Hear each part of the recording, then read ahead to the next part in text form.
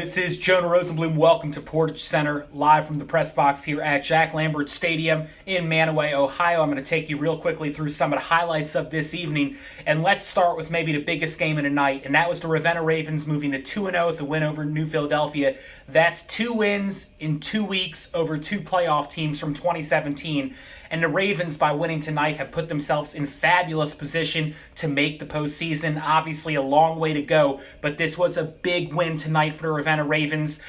There's a lot of talk, of course, deservedly so, about Sonny Ray Jones II, one of the best running backs in the area, an Akron commit, but you can't forget C.J. Jones. He had 15 carries for 132 yards tonight.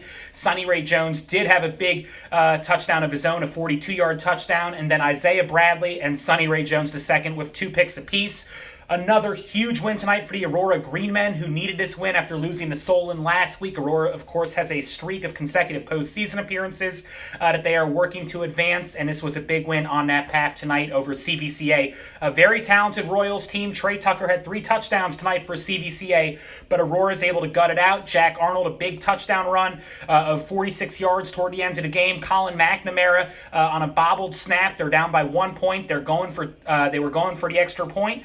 Turns into going for 2 after the snap is bobbled. McNamara is able to make the 2-point conversion throw successfully, and Aurora is able to win this one. A huge win for Aurora. Another really close game in Brimfield. Southeast beats Field 41-34. Impressive grit showed by both teams. The Pirates fell behind 13-0. They were able to come back from that. Field was able to fight really hard even after falling behind late, and they almost came back to tie it late in the fourth quarter. Carter Bomberger, the Field quarterback, Michael Bolovich, the Southeast quarterback, both showing their incredible athleticism. Bolovich ended up with 205 yards rushing, and again, he is the quarterback.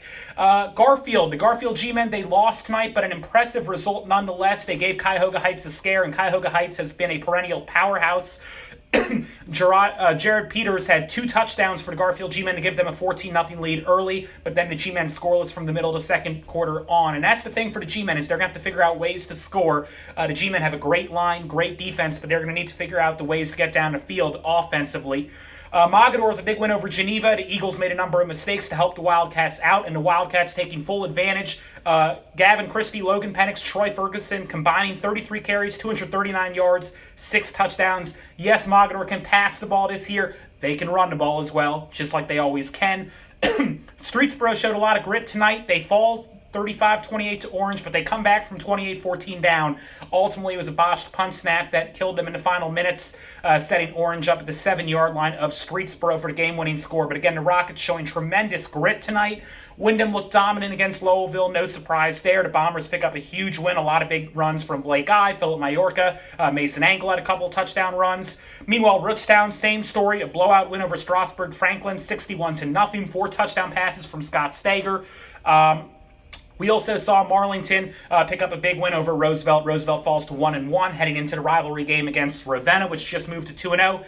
And then finally, here at Jack Lambert Stadium, the Red Devils talked all summer long about the fact that they were better. They said, we are better than that team that finished 1-7 last year, and we saw tonight here in Manaway a very impressive 47-3 win over the Red Devils. I think the score is deceiving. I think Waterloo is better than this final score tonight. Just turnovers killed Waterloo.